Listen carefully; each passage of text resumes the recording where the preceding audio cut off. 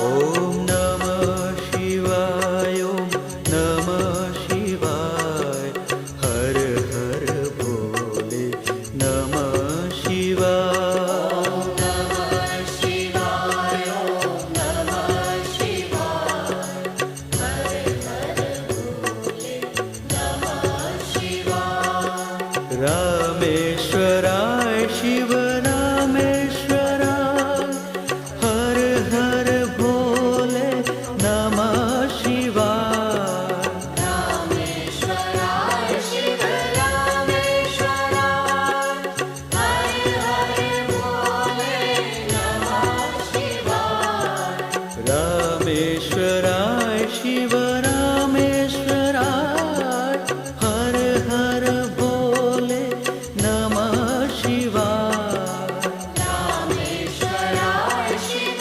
रामेश्वराय हर हर भोले नमः शिवाय ॐ नमः शिवाय ॐ नमः शिवाय हर हर भोले नमः शिवाय नमः शिवाय ॐ नमः शिवाय हर हर भोले नमः शिवाय ॐ नमः शिवाय ॐ नमः शिवाय Okay. हर हर भोले Okay.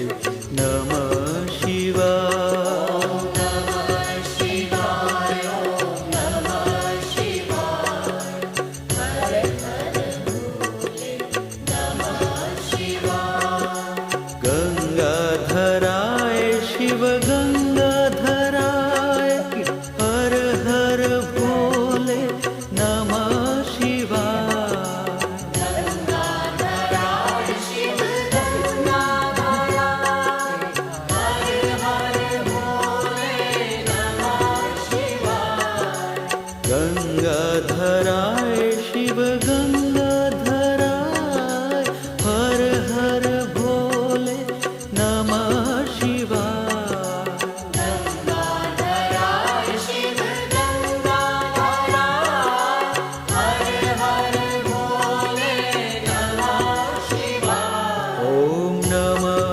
शिवाय ॐ नमः शिवाय हर हर भोले नमः शिवाय नमः शिवाय ॐ नमः शिवाय हर हर भोले नमः शिवाय ॐ नमः शिवाय ॐ नमः शिवाय हर हर भोले नमः शिवाय नमः शिवाय ॐ नमः शिवाय हर हर भोले नमः शिवाय जटाधराय शिव जटाधराय हर हर भोले नमः शिवाय जटाधराय शिव जटाधराय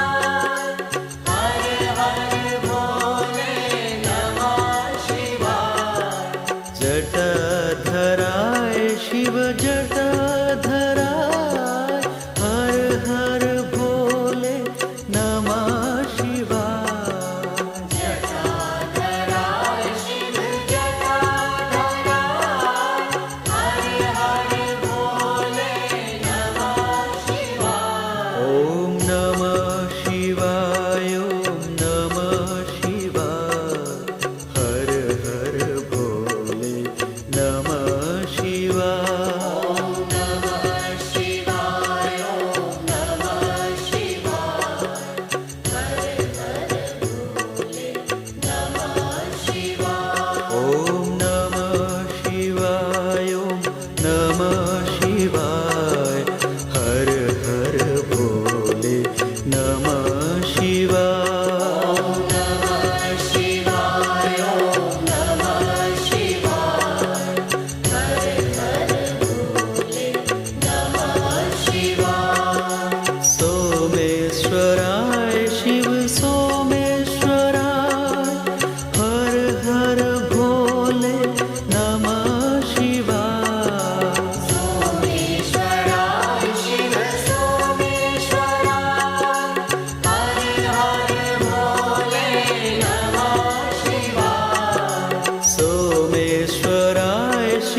सोमेश्वराय हर हर भोले नमः शिवाय सोमेश्वराय शिव सोमेश्वराय हर हर भोले नमः शिवाय ॐ नमः शिवाय ॐ नमः शिवाय हर हर भोले नमः शिवाय ॐ नमः शिवाय ॐ नमः शिवाय हर हर भोले नमः शिवाय ॐ नमः शिवाय ॐ नमः शिवाय हर हर भोले नमः शिवाय ॐ नमः शिवाय ॐ नमः शिवाय हर हर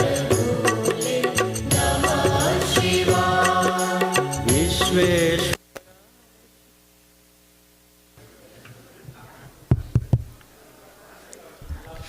Hari Om. Hari Om. So welcome back to all members in person here in Smriti, and also welcome back to all the people watching this on video stream from homes. We are closing. Hari Om, can everybody from the dining area come inside and be seated, please?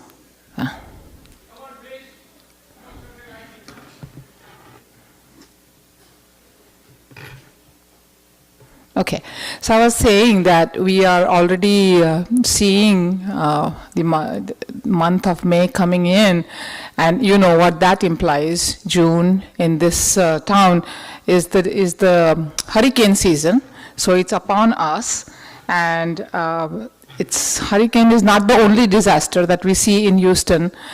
We just went through a mother of a disaster, COVID. In fact, we are not completely and totally out of it yet. That's why a lot of our membership is still watching from home, like way more than this. And then we just prepared that all these disasters that come our way, if we are just a little bit better prepared for those, and if there is someone who can prepare us, who can teach us, who can show us some way to do that, we will be in much better position to handle those details. And that's why we are here. In terms of mitigation and recovery, they are going to tell us a thing or two. And today, we are here to welcome Sewa, which is, and most of us are probably familiar with Sewa. Sewa is the international volunteer organization. It is a Hindu faith-based humanitarian non-profit organization. Sewa's mission is to serve humanity in distress, aid local communities, and run rural and developments and underserved areas, and way more. So Sewa's Americorps disaster service program also provides the kind of training which we are going to receive today. It is my privilege to introduce to you Ms. Tarvinder Taneja, who is the director. I think she's just about somewhere here. And 3 youths, or a youth wing from the Sewa International, Samiksha, Deme, Lakira, and Emi, 3 of them, who are going to conduct this program. So we are here, our Acharya, Sri Gaurang uncle is here, and as I said, that about 50 or 60 of us and several of us are watching you on the stream. So without any further delay, I invite you guys to come and start here, and whatever you needed to ask the questions later on, we can do the Q&A or whatever information you wanted to gather, we can do at the end of your presentation. So come and take over. Thank you. So.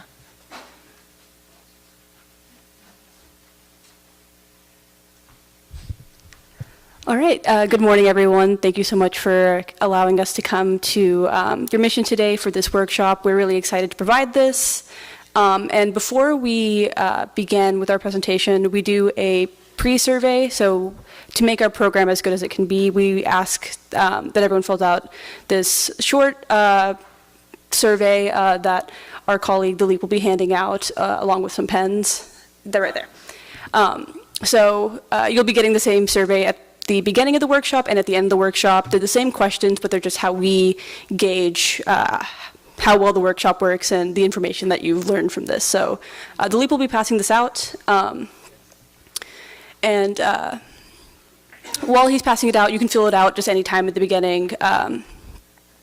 The most important question is the bolded question, and if we could get your name and your email on the survey as well, written anywhere, just so we can send you your certificate at the end of the presentation, and any other information that we, including resources and a cheat sheet at the very end as well. So the Loop will be passing that out, and while he's passing that out, we'll go ahead and start. But if anyone has any questions about that survey, again, the most important question to fill it out is the bolded question. If you need any help with the questions or anything like that, we can help out. We'll give a few minutes for the Leap to pass that out, and then we'll go ahead and get started.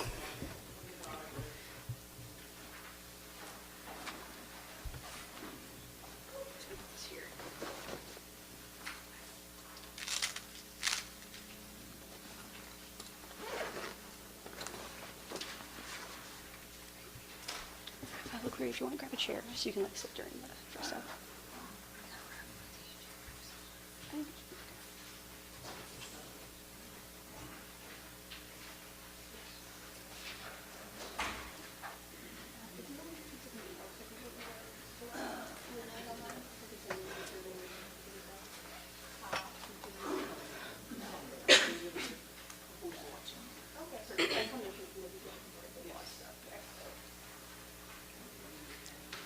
And for those of you who are joining us virtually, we will send an email at some point to get you this information and also to collect your emails for the certificate of completion at the end of the presentation. But while people are filling out the survey, again, you can just do it anytime at the beginning of the presentation. I believe we can go ahead and get started.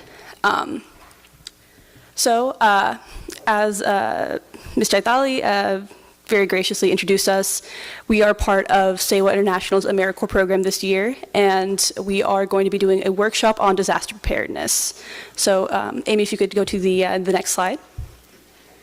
So as Sewa International and as our Americorps program, our mission and our goal for this year is to serve Houston through a lot of different areas. Americorps' program in particular focuses on education and disaster preparedness.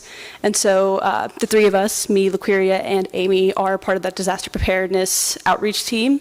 And our colleague, the Leap Kapasi, is part of our disaster case management group. And our goal is to make sure that we can make as many people in Houston this year as prepared for disasters as they can be. And so we do that by doing these workshops to help people gain that information and those resources. Next slide. So the reason that we have decided to work in disaster preparedness in particular in Houston is because Houston faces so many natural disasters throughout the year. So on the screen we have some of the 5 most important ones and the 5 ones that affect Houstonians the most. So that includes hurricanes, winter storms, floods, pandemics, and heat waves. And so if you've been living in Houston for really any amount of time, basically 1 year, you've probably encountered almost every single one of these disasters.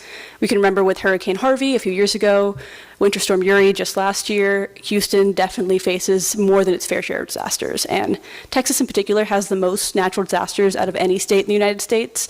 And in Texas, Houston faces the most natural disasters out of any major city. So if you live in Houston, you need to know how to prepare and live alongside natural disasters. Next slide, please. So why prepare? Why is it important to be ready to face all these disasters before they happen? And so our goal as part of Sewa and the Americorps program at Sewa is to create communities that are better prepared for any disaster. And so our goal is really just creating that culture preparedness for this community as well as a lot of different communities in Southwest Houston to make sure that you are ready whenever things happen. And there's some specific reasons as to why prepare as well. One reason is just monetary, every dollar that you put into mitigation and preparing can help you save money in the long run. So on a city level, it's about every dollar put in mitigation saves $6 in recovery, but that also includes for your family, for your community, for Chinmaya mission, for the city, for the state. The more money you put in preparing, the more money you can save in recovery. And then it also reduces the impact of disasters and can avoid them entirely. Avoidance is always the best possible course of action. If you could prevent your house from flooding, that would definitely be better than having to deal with the cleanup after the flooding has happened. So being prepared definitely saves time, resources, and everything at the end. And then finally, it reduces fear and anxiety for yourself and your family, and it gives you a better idea of what to do before, during, and after disaster, which if your family is living in Houston, or if you have neighbors in Houston that you know would have fear and anxiety before a disaster happens, reducing that's always a great idea. So these are the things that we are hoping to give to you in terms of making you and your communities prepared for disasters before they happen. Next slide, please. So this is just an overview of what the workshop's going to look like. We should be here for about an hour just to kind of give you guys a baseline of what it's going to look like, but we're going to be talking about community preparedness, individual preparedness, specific disasters, and again, those are going to be hurricanes, floods, winter storms, heat waves, and pandemics, coping with disaster, such as dealing with mental health and the cleanup, and then after disaster. So we can jump into community preparedness. Next slide, please. So for community preparedness, this is particularly important for individuals who are special needs or senior citizens. And so this counts for everyone, but if it is a family member that you know lives somewhere in Houston or really anywhere in Texas, these are important things to keep in mind. So the first thing is to get informed and get listed. And so the state of Texas has a evacuation assistance registry for any individual who is special needs or is an older citizen who would need help evacuating. So it might be a little bit difficulty getting in the car, leaving your home, getting out of your house. Any assistance like that, there's a registry in Texas called STEER, which is the State of Texas Evacuation Assistance Registry that you can sign up for every year, and they'll help you evacuate in the course of natural disasters. So that is something that you need to sign up for every single year if you're going to be on that registry. And the registry doesn't guarantee evacuation assistance, but it makes sure that people know where you are in case of evacuation. So if you or a family member or someone that you know and love is in the city of Houston, making sure that they're signed up for STEER every single year is really important to make sure that they get the help that they need. And for all the resources we talk about in the presentation, you'll get them at the very end in a cheat sheet that we hand out, but feel free to take note of any of the resources that you find that are important to you. And then also knowing local service groups in your area that can give you assistance is great for community preparedness. In this area, Chinmaya Mission is a great community organization for making sure through communication you're getting that. But in Texas and in Houston, there's the Red Cross, United Way, Sewa International does disaster relief after disasters. So just knowing that those groups are around and they can give you assistance is just great to have listed somewhere so you know who to reach out to in case of a disaster. And then assessing your risks and needs. So for anyone living in Houston, if you know that you need medication help after a disaster, if you need help getting in contact with your emergency contacts, if you have needs with translation or something like that, having that written down and taken care of before a disaster can be really important. And so something that we recommend is having a medical care information card filled out where you can either keep that on your person or somewhere in your home that's really easily accessible, and potentially also with an emergency contact that lives close to you, a family member that knows how to reach you, something like that. And so you have all of your needs listed out in a way that someone can help you in case you can't speak for yourself during a disaster. So having that medical care plan written out somewhere where you have it, your family has it, your neighbors have it, can be a great idea. And then also having a self-help team. And so this is a group of people who live close to you, who can help you if you can't give help to yourself. And so this can include giving someone that you know and trust a key to your house so they can get to you in case there's an emergency within your house and you need to leave. Knowing someone who knows where your assistive devices are, where your medication is, all of these can be important for community preparedness. So these are just suggestions that you can start thinking about for your own disaster plan before a disaster happens, but just things to start getting you thinking about if you can't can't reach the phone, would someone be there to help you? And if you can't speak for yourself, is that medical information going to be given to someone who knows how to take care of you? So again, just things to start thinking about your disaster plan. Next slide. And so now we're going to be talking about individual preparedness, and this is going to be making an emergency kit. You can jump to the next slide, Amy. So we actually bring a mock emergency kit with us to our presentation to show you what one could look like. And the list that we have up here has some basics that we think are important to have with you during a disaster, but it's not a comprehensive list. Your family might need some of these things, they might need all of these things and more. It just depends on yourself and your needs, but this is a good list to get started of things that you could potentially use before a disaster. So the first thing is emergency communication. So we always have a form of emergency communication with our phones right here, but as we know during Winter Storm Uri, sometimes the power goes out, your phone dies, what do you do? So, I think it went back to the beginning, but we'll just continue talking. So if in the case of your phone dying, you still need a way to communicate with the outside world, especially during a hurricane when you don't know when the weather's going to get worse or better. So having something like this, which is a NOAA emergency radio. So they sell a lot of different forms of these. This one also doubles as a flashlight and a battery pack, just because it's good to have both of those things during an emergency. But having something like this that you know is charged up in your emergency kit can be a great backup just in case your phones die, power goes out, and you can't communicate with other people. So this is one form of emergency communication that can be great to have just as a backup in your emergency kit. The next item is your first aid kit or your medical needs. So FEMA recommends that everyone should be self-sustainable after 3 days during a disaster. So having enough medication that can last you at least 7 days gives you a good amount of buffer to make sure that you are going to be having all your immediate needs taken care of for at least a week after a disaster. So having medication for 7 days for every member of your family, especially the important medications, and making sure that those aren't expired, that they're clean, that they're not contaminated can be great. Having your assistive devices and a backup battery for any assistive devices can be a great idea as well. And then having a first aid kit. We have a first aid kit somewhere in here, but having a larger first aid kit with completely clean and new medication and bandages and things like that that you know is kept up to date and always has things that your family need. A great thing to have in your emergency kit somewhere. Critical documents, and we'll go a little bit more into this on the next slide, but having some important things that are on a flash drive or a waterproof bag are a great idea, because the last thing you want to be worrying about during a disaster are where your birth certificates are, where your social security information is, where your insurance information is, anything like that. So having that safe in your emergency kit is a great idea. For tools and safety items, in this bag, we have a pair of pliers, we have a multi-tool, things that can be really important to have with you just in case you need to do some minor repairs to your house, cutting open some plastic sheeting, things like that. That can be great to have on you. Also really important to have a source of electrical light.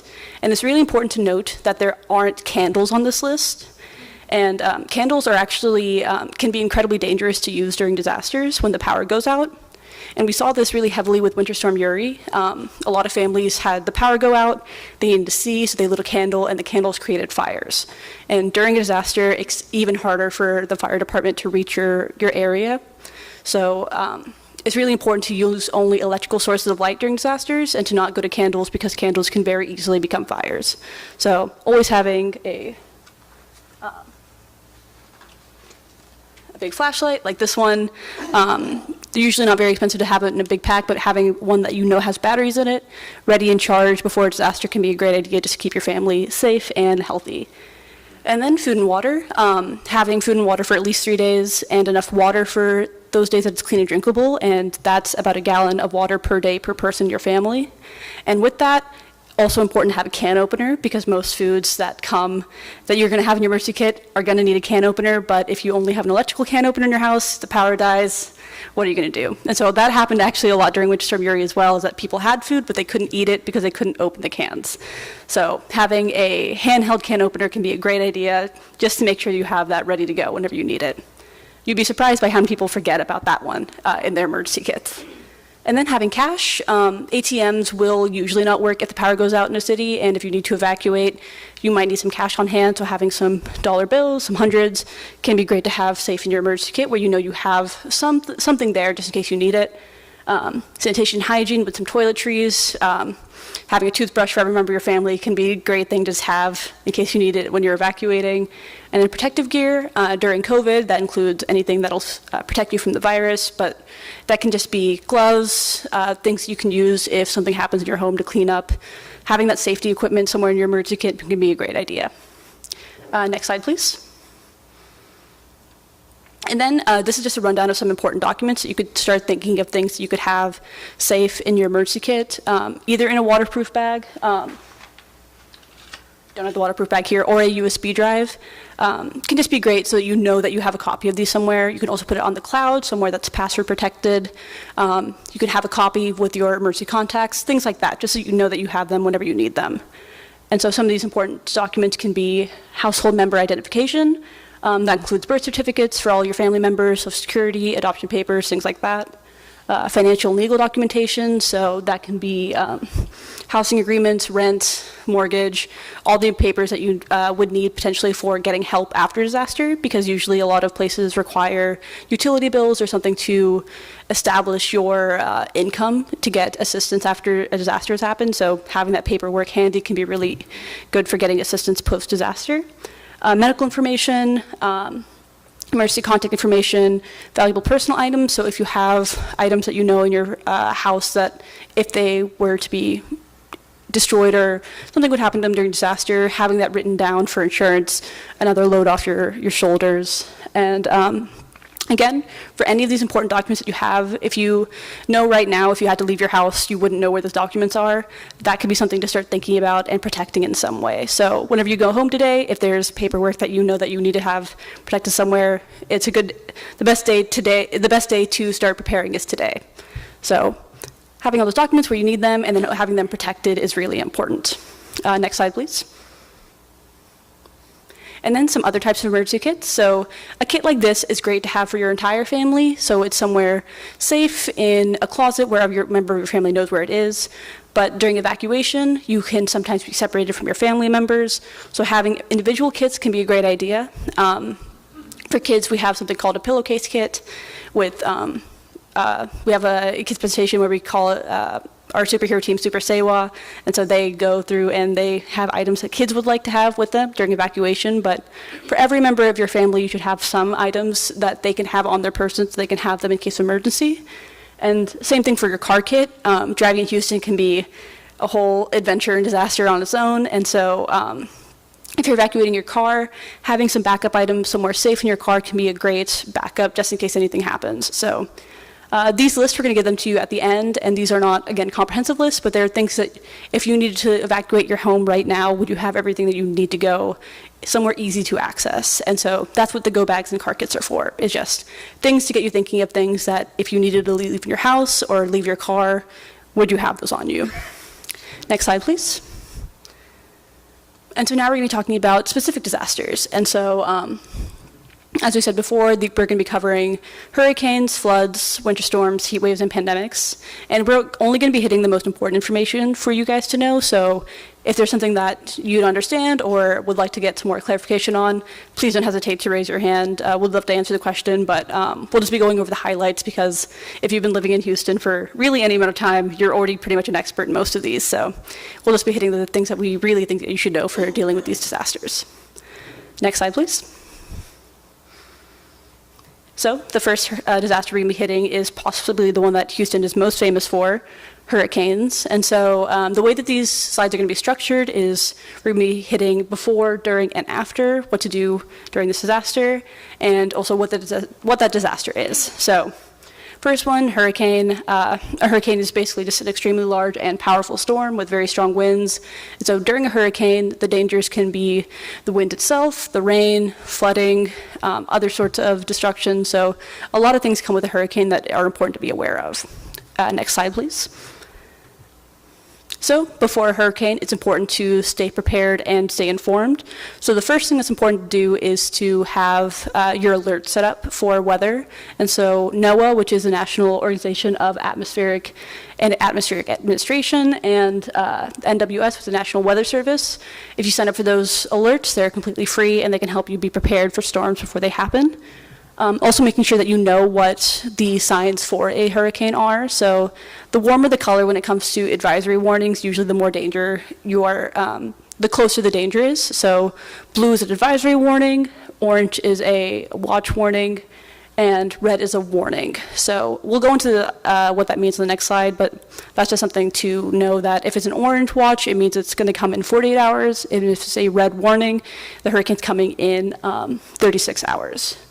And then for evacuation, before a hurricane, you should always be prepared. So that includes having your gas tank 3/4 full, knowing your evacuation route, which we'll be getting into in the next slide, and if you need to be registered for STEER, making sure that you're registered for STEER every single year.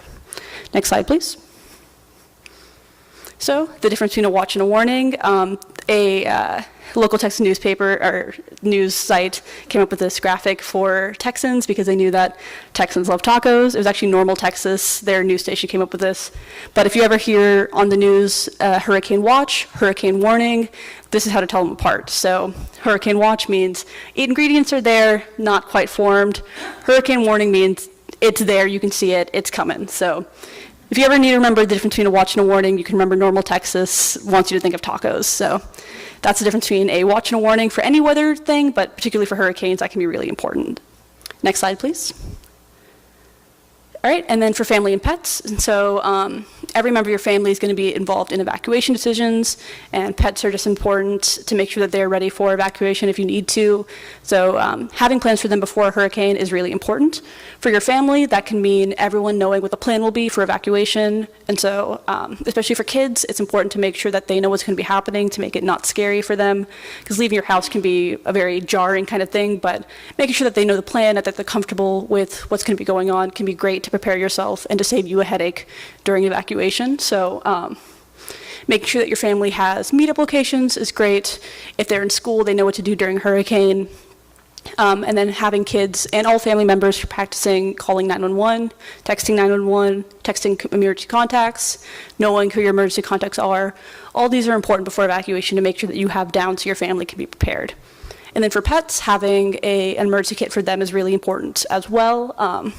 That includes having food for them, having them microchipped if that's something that you're interested in doing, having the equipment that they need for evacuation safely, or if you know that you're not going to be able to evacuate with your pet for any reason, making sure that they have a place in Houston that they can stay, like a boarding facility that is disaster prepared, or a vet can be a great idea. So just making sure that you have a plan for your pet before you evacuate is good to make sure that you have something in place in case it happens all of a sudden.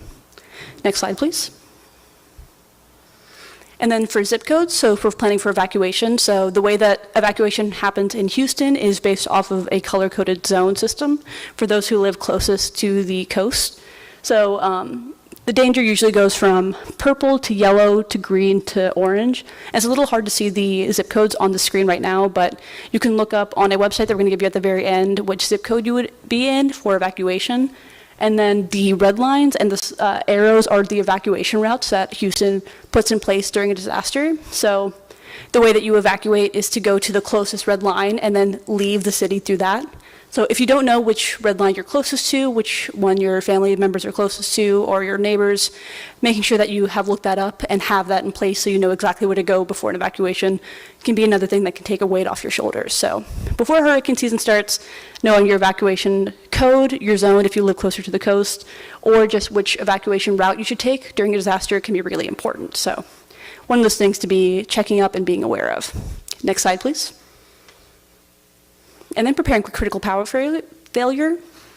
So if you have a device that relies on power, or if a family member you know has a device that relies on power, making sure that you've talked to your medical provider to make sure that you know what to do in case the power goes out is really important. One of those things that you might not think of before a power outage, but can be really important to do just in case you have that information. Checking your communication devices, that includes your phone. If the power goes out, you want to make sure that you can communicate with emergency responders, getting those weather alerts, and talking to your emergency contacts are always important. So make sure that your kids don't run down the battery playing a game on your phone can be really important to remember during a disaster. And then finally, temperature control for food. So for refrigerators, usually the safe benchmark for refrigerated products, especially dairies and meats, is about 2 hours. So if the power has gone out for more than 2 hours, food that's in your fridge might start getting bad. So 2 hours is usually the last benchmark where you can be pretty sure that your food is safe. But post 2 hours, if you have any yogurts or milks or things in your fridge, or especially meat products, then you should be throwing those out. So 2 hours is the good benchmark to know that all the food in your fridge is safe. Past 2 hours, you need to start being a little bit more careful about what you're eating. And then knowing how to shut off utilities. And so the three major utilities that you need to know what to do with in case of both critical power failure and evacuation are natural gas, water, and electricity. So for natural gas, you need to call your gas company for the proper shut-off procedure. Usually, if you can shut it off, but you can't turn it back on, you need the gas company to come out and turn that back on for you. So knowing that procedure is really important, but also you should only do that in case you absolutely need to. And then for water, knowing where the main water valve is in your home. As a quick show of hands, does anyone know where the main water valve is in their home right now? Okay, actually a really prepared crowd today. Some of the crowds that we've been to don't know where that water valve is. Didn't even know that that was a thing, but that can be really important to know just in case you need to turn that off. Same thing with electricity. I'm assuming since you guys knew about the main water valve, you guys also know where the main breaker is. Show of hands if you know where the breaker is in your home. Do you know how to turn it off safely? Okay, yeah. Again, you guys are a very prepared crowd, so that's great. But in case you don't know, or if you know that if you have kids at home or another family member at home that you think that they don't know where that is, making sure they have that information so that they know both to be careful of that area and also in case they need it, in case you're not around there to help them turn that off. If you have someone that you know is ready for that responsibility, you can consider talking them through that and make sure that they know that information as well. Next slide, please. All right, and so now we're going to be talking about fire extinguisher safety. So has anyone here ever used a fire extinguisher? Okay, we have one, but has anyone here ever learned or watched a video on how to safely use a fire extinguisher? Okay, so we have a few more, but if you have never used a fire extinguisher or have never don't know at all how to use one, that can be a really important thing, not only during hurricanes, but any disaster. You never know when a fire is going to happen, and so knowing how to use a fire extinguisher safely and confidently can be really important as just a first response, because if something happens in your home, you're going to be the first person to respond to that. And there's probably a fire extinguisher in this building right now. There's actually one right there. I see it. Right behind right in front of the call box. So if something happened, I'd want all you guys to know this information just in case you need to. So just watch a short video on how to prepare for using a fire extinguisher.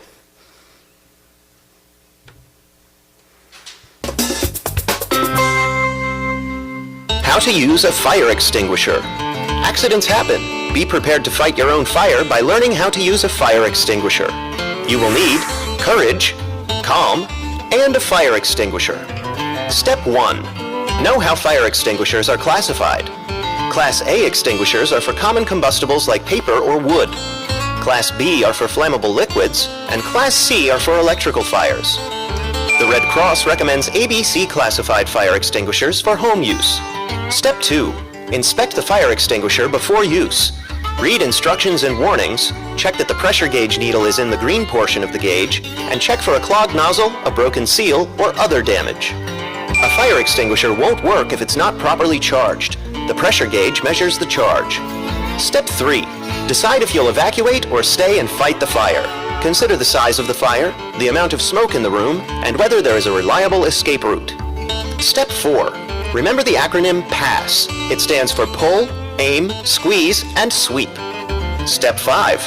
Pull the pin or ring that unlocks the fire extinguisher's operating handle and aim the extinguisher at the base of the fire. Aim at the fire from 6 to 8 feet away. Step 6. Squeeze the extinguisher lever to discharge its contents and sweep the hose back and forth until the extinguisher is empty. Did you know? Food Network star Alton Brown used a carbon dioxide fire extinguisher, a water cooler bottle, and a tennis racket to make a fruit smoothie on television. That last part isn't very important, but it's a fun fact about fire extinguishers. So if you've never used a fire extinguisher, but you might need to know one in the future, that acronym PASS is pretty universal. Operation of Fire Extinguisher. We're not going to be watching that video, don't worry. That acronym PASS, so there's going to be a pin, so pulling that pin, aim, squeeze, sweep. Fire extinguishers are not very hard to use, but being confident when you're using one is really important. So just an acronym to remember in case you ever need one. All right, next slide.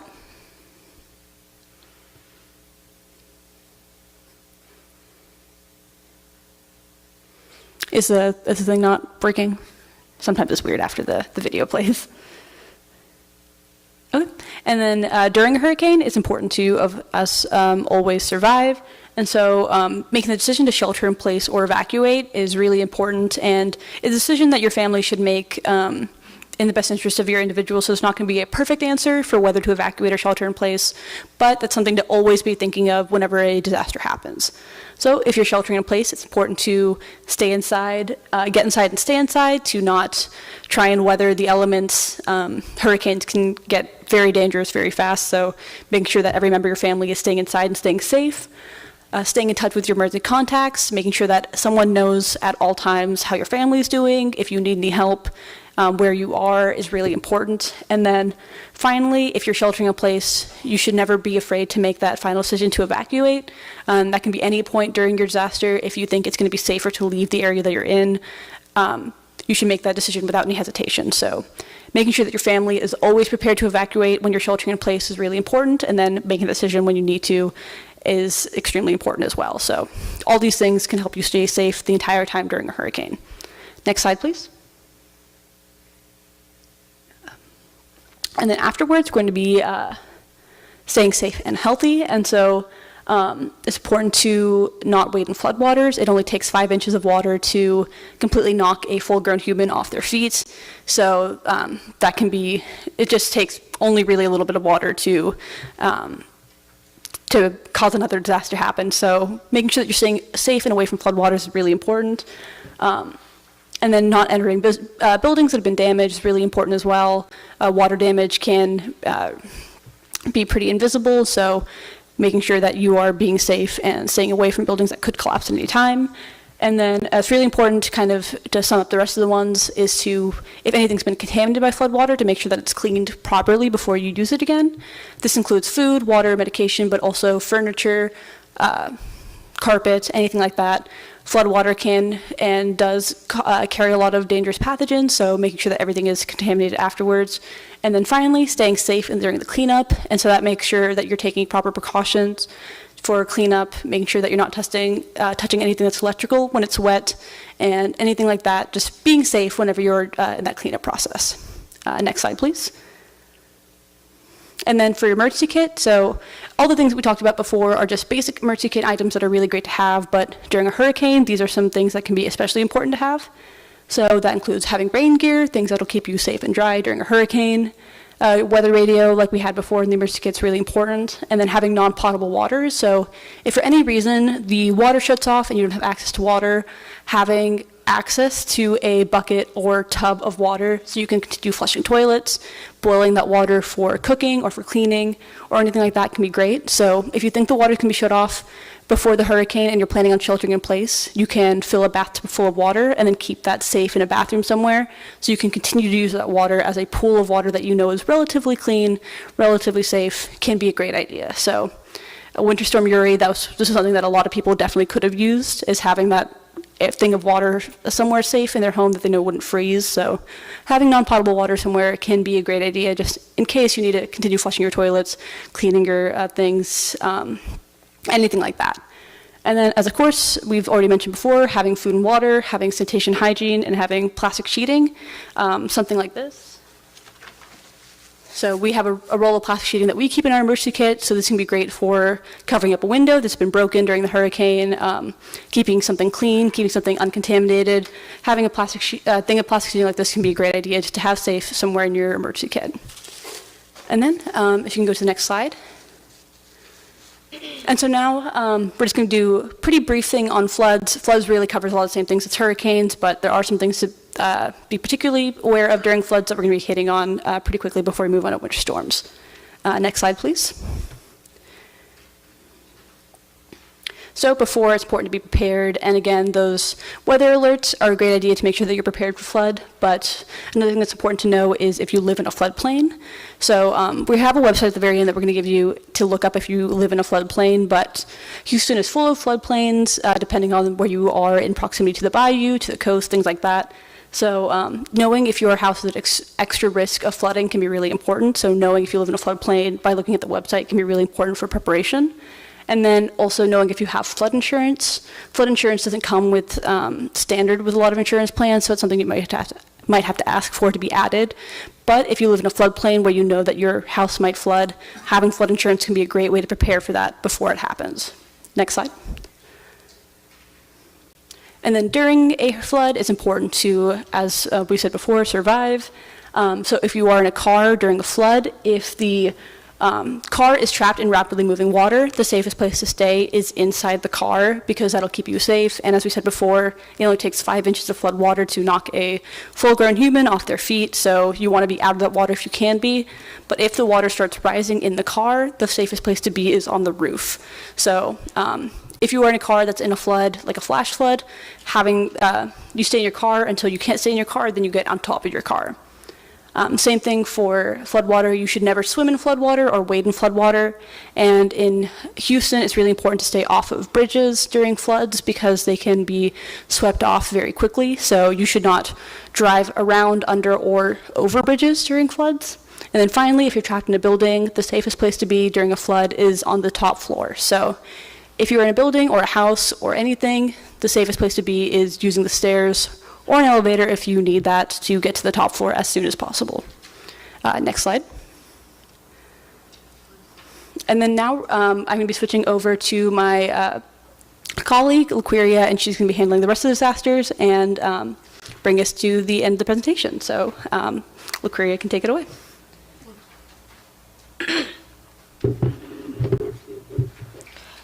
Good morning, everybody. Thank you, Sammy, for introducing me. I'm going to be taking over the rest of the the rest of the presentation today. So I hope you guys enjoy and sit back and relax. Okay, so in this slide, we're going to be talking about winter storm. So a winter storm is an event when coincides with varieties of precipitation that only occurs at freezing temperatures, such as snow, mixed snow, and rain or freezing rain. Winter storms are a seasonal threat like heat waves, so you should prepare every year in the fall. This is the outline of before, during, and after that we're going to follow in the next few slides to learn more about preparation for winter storms. Next slide, please. Thank you. So to prepare before the storm, the first thing is to make sure that you're up to date on weather alerts and knowing when to start on signing up for local alerts and warnings. So making sure that your family have warm apparel and checking your heating and electricity and making sure to winterize your vehicle and protecting your homes as well as stocking up on your food. You can go to the next slide.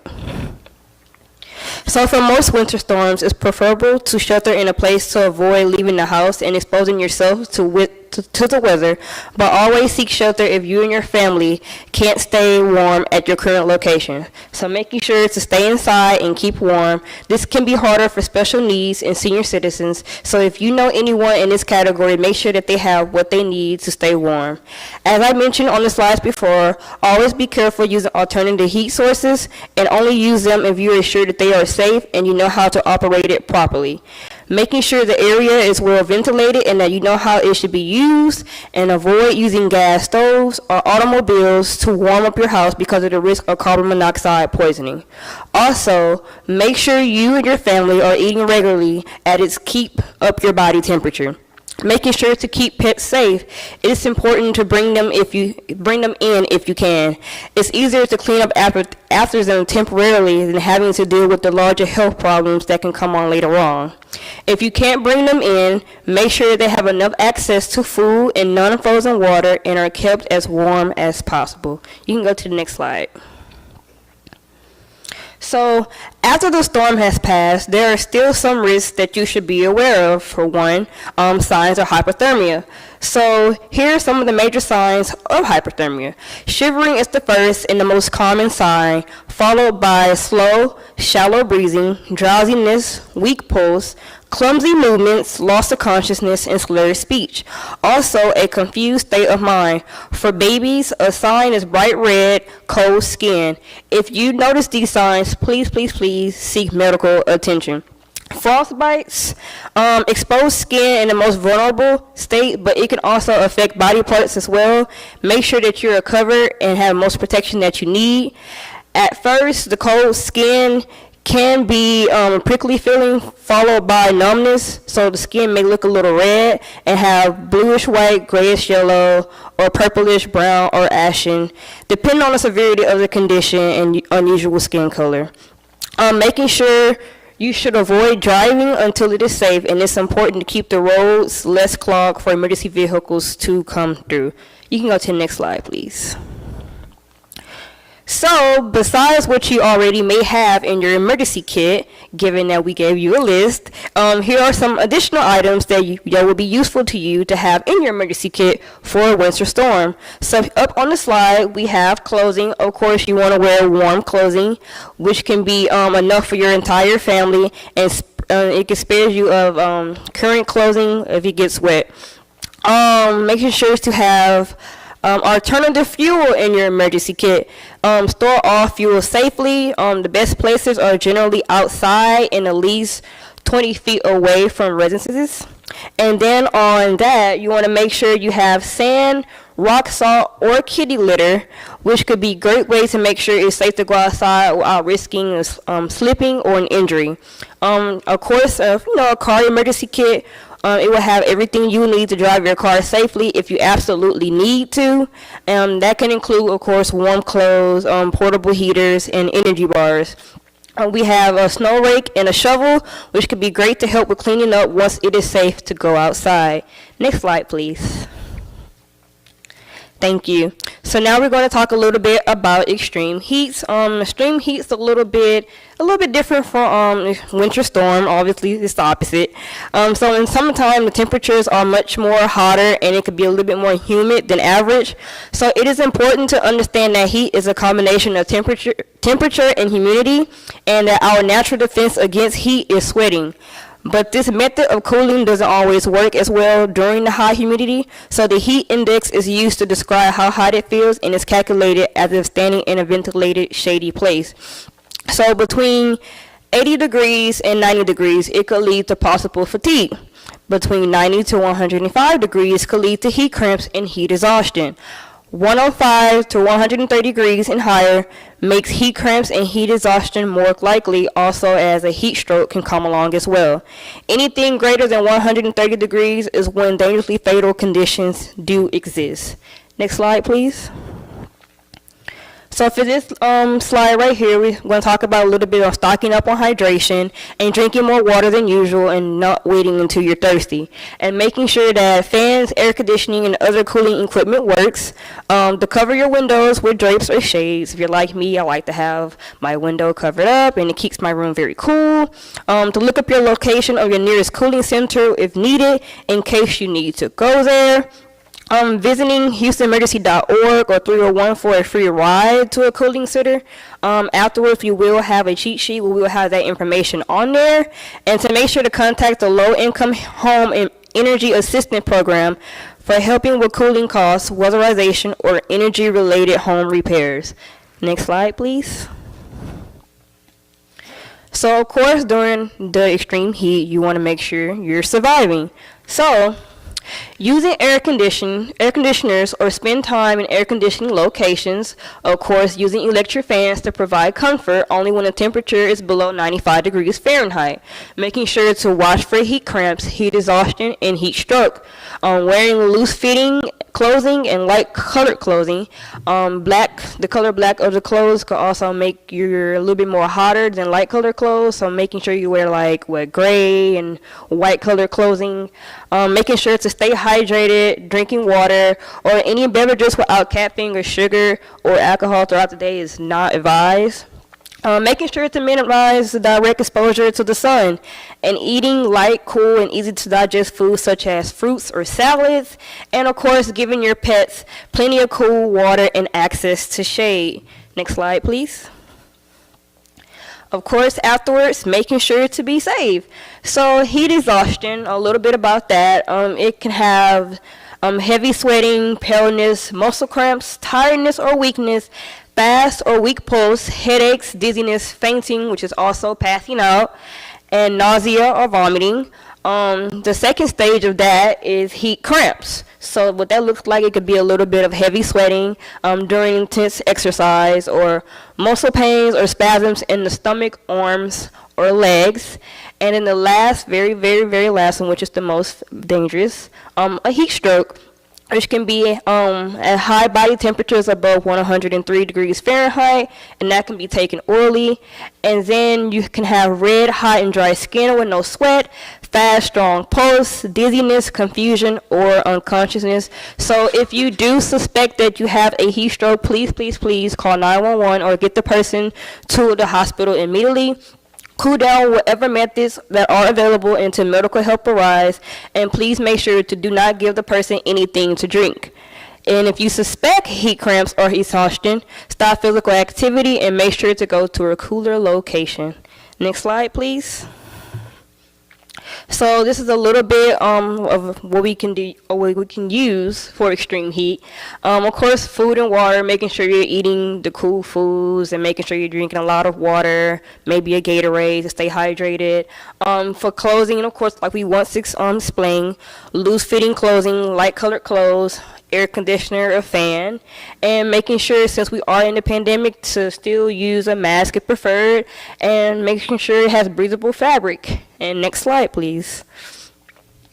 So now we're going to go into just a little bit about the pandemic, because I'm pretty sure everybody now knows that we are currently in a pandemic. And if we don't know that we're in a pandemic, well, now you know we're in a pandemic.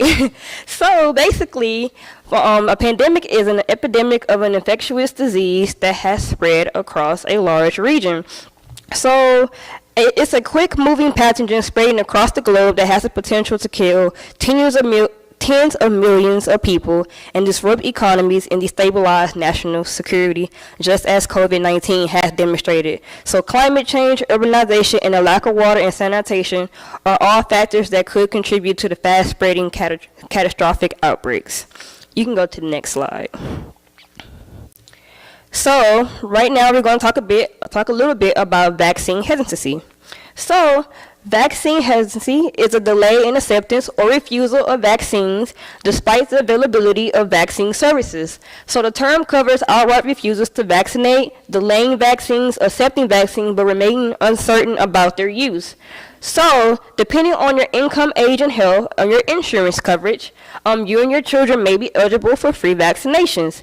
And you can also learn more about vaccines for the children's program. And also, if you see your family qualifies for Children's Health Insurance Program, which is also CHIP. And then you can also use Medicaid, which can cover vaccination as well. And you can also search for local health centers, which can give immunizations at a cost based on your income. Now, if you are vaccine hesitant, or if you think you may be a little bit vaccine hesitant, you can consult with a doctor to get that advice that you may need on making decisions about getting the vaccine. Your doctor will have the current and accurate information on the different varieties of the vaccines and can answer any questions that you may have. Next slide, please. I'll say next question. So a little bit about COVID-19 testing sites. Testing plays a key role in our efforts to contain and mitigate the COVID-19 pandemic by identifying infected individuals to help prevent further person-to-person transmission of COVID-19.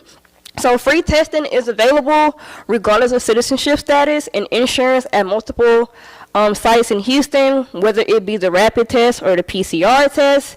And at the bottom is testing site resources that we will have. And once again, those resources will be handed to you on the cheat sheet at the end of the presentation. Next slide, please. So a little bit about COVID-19 safety during an evacuation if need be. So we are in the pandemic now. So given that if we may need to evacuate, whether it be a hurricane, flood, or extreme heat, or anything of the sort, given that we are in a pandemic, these are still the COVID-19 guidelines that we can still follow. So before you evacuate, check and see if your relatives or out-of-city contacts have symptoms of COVID-19 or have people in their home at higher risk for serious illness. If they have symptoms or people at higher risk in their home, please make sure to make other arrangements if can. Check with hotels and motels and campgrounds to see if they are open. And find out if your local emergency management has opened any shelters and adopted its sheltering plans. Also, if you have to evacuate, have a plan for where you go, whether that be at a relative's, friends, or anybody that you may feel comfortable with, and know what sheltering resources are available in your community. And you can find that out as well through the emergency apps or messaging from local emergency management officials. Next slide, please. So, emergency disasters. So, of course, you want to make sure to have a family emergency plan. And on that family emergency plan, you want to have emergency contact numbers, family phone numbers, where to meet after emergencies, go bags or pillowcase kits, and specific family needs, and of course, escape routes. And what to do during an emergency, which is very important. Up there, we have remain calm, run, hide, fight, call for help, and stay safe. So what those mean is, so the first one is remain calm. So if you panic, you're most likely to do something dangerous to yourself or put yourself more in harm's way. So you want to make sure that you are staying calm. For run, hide, fight, what that is when you run, it means to get away from the source of danger, and if it's safe to do so. For example, in a house fire, if the source of flame is in one room, you can evacuate safely to do so. Hide, if you can't run away safely, this means to get away from the immediate source of danger and wait for help if you can't remove yourself completely. And if you can't run, hide, or fight from danger, fight it, which means to do what you can do to safely diminish and remove the threat. And I also want to make a note that fighting should be the very, very, very, very, very, very last option that you should do. But if you can't and you have to, then that's what you should do. Next slide, please. So now we're going to be talking about coping with disasters. Next slide, please. So we're going to talk about briefly a little bit about mental health. So when disasters disrupt our routines, mental health can be impacted, and COVID-19 is an example of that. So what can we do? So before, you want to make sure to maintain health insurance that covers behavioral health visits, take a personal management class, take time to learn how the best way to manage stress, and to identify a support group, and also add a self-care toolkit which could be tailored to your specific needs.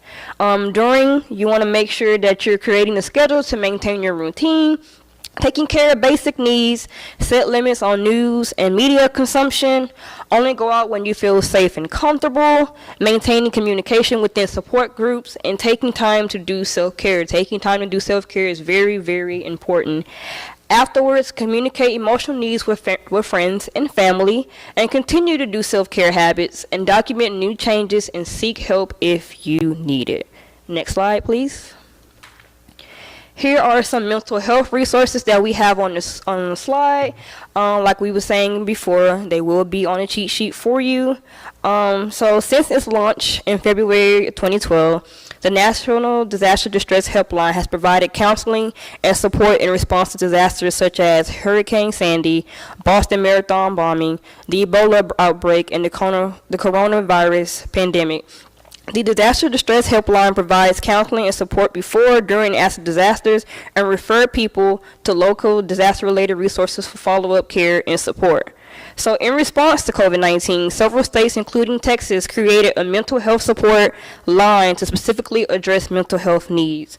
So we have National Disaster Distress Helpline, Texas statewide COVID-19 mental health support line, and we also have NAMI, Texas An Ear to Listen and a Passion to Care, and also Mental Health America Texas Warm Line. Next slide, please. These are also some health resources. These are the Harris County and Fort Bend county-specific resources for residents. I'm so sorry. These will be included in a digital care package or a resource sheet, so you have access to this after the presentation. Next slide, please. Next slide, please. So afterwards, of course, making sure to update your emergency kit after a disaster has happened. So once a disaster has happened, we're preparing before, repairing during, but what about afterwards, and making sure we're restocking up on important supplies. So a little bit about that. During the disaster, there are many things that can happen that can result in different kinds of poisonings that you want to look out for after the disaster has passed, so you can update your emergency kit. So carbon monoxide poisoning, making sure to check CO detectors regularly to make sure that they are functioning properly. Food poisoning, when in doubt, throw out any food that may not be safe to eat or have expired or have got damaged throughout the floods or the hurricanes, basically. Medication poisoning, keep all medication and vitamins, including those in an emergency kit, out of the reach of children and pets, and make sure to properly dispose of unused, expired, or contaminated medicines.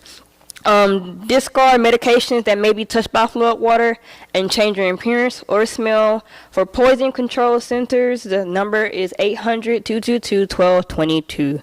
Next slide, please. So, generator safety, and so basically what we're doing is before starting your generator, you want to make sure to read products instructions for proper operation and safety tips.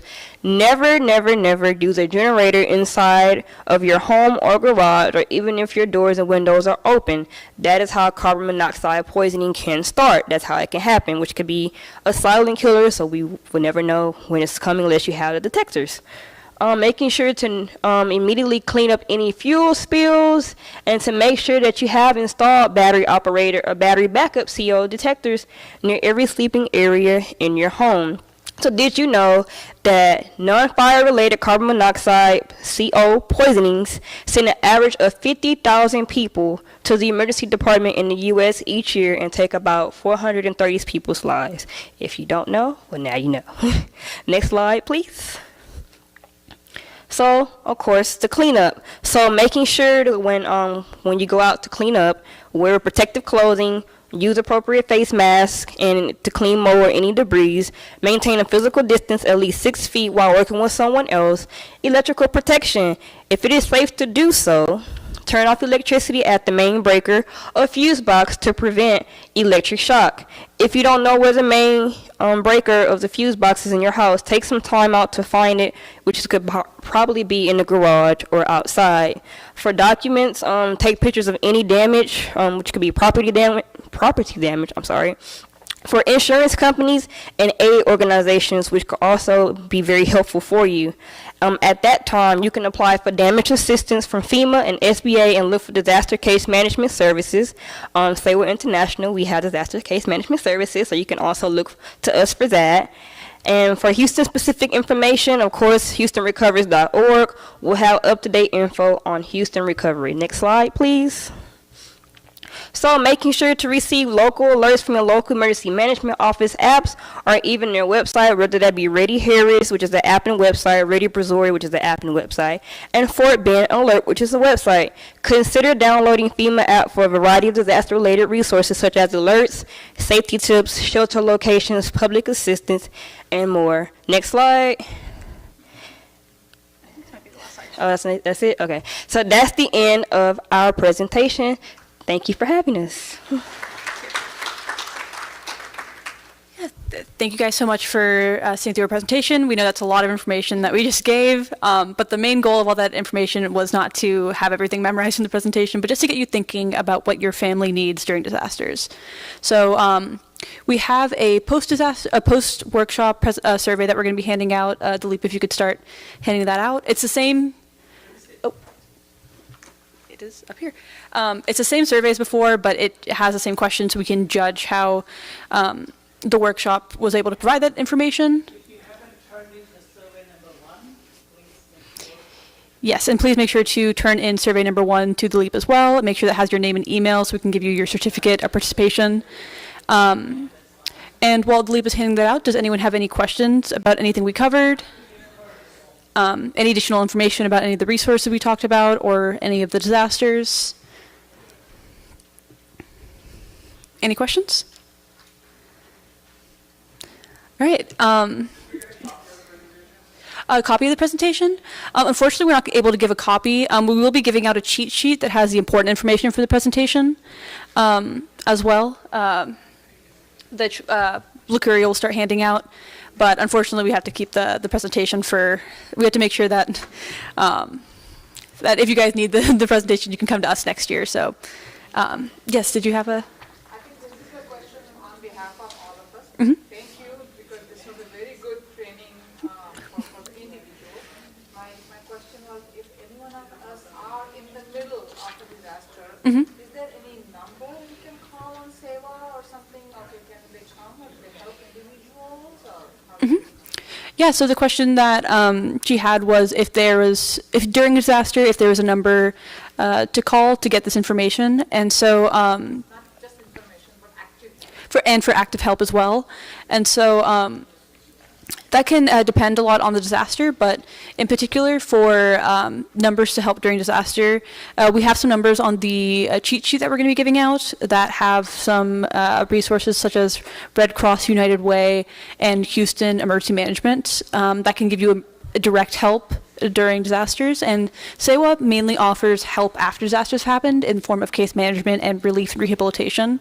So you can contact Sewa after disasters have happened for help, but during a disaster, the best people to call are first responders. 911 can give help during disasters, as well as Red Cross, United Way, the Poison Control Center. All of numbers that are going to be on the cheat sheet that we give you are really good resources to call during a disaster. Can you give a little bit more information about disaster case management program? Yeah, absolutely. And while we're handing this out, I'm going to talk a little bit about the disaster case management program that Sewa has as well, that the LEAP, who's passing out the surveys, is a part of. And so the second half of our program, besides this, which is mostly for larger groups, is case management. And so through Sewa, you can train to be a disaster case manager, which actually I believe Mr. Atal has already done. So you have a case management trainee volunteer in Chinmaya mission, but it's a training that helps you be a resource for your community after disasters. And so you get the information for how to find resources, to how to be a case management helper for your community. So you can be a liaison between yourself, your community, and other disaster case management services. So if you're interested in that case management training, we give that for free as well. The LEAP is the person who'll be giving that training. So yeah, that's another really important program. And so that's another way that you can help your community during disasters.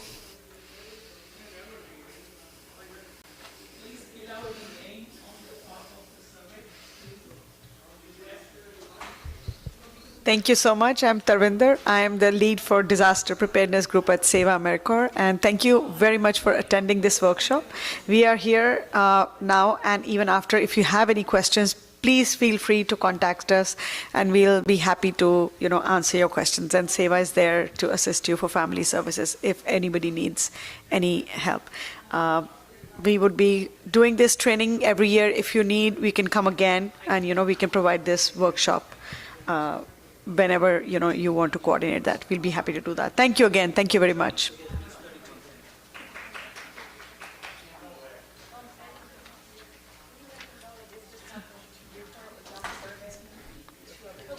Real quick, without going into any more details, our Acharya was very encouraging. He really wanted us to have this training, and several people online.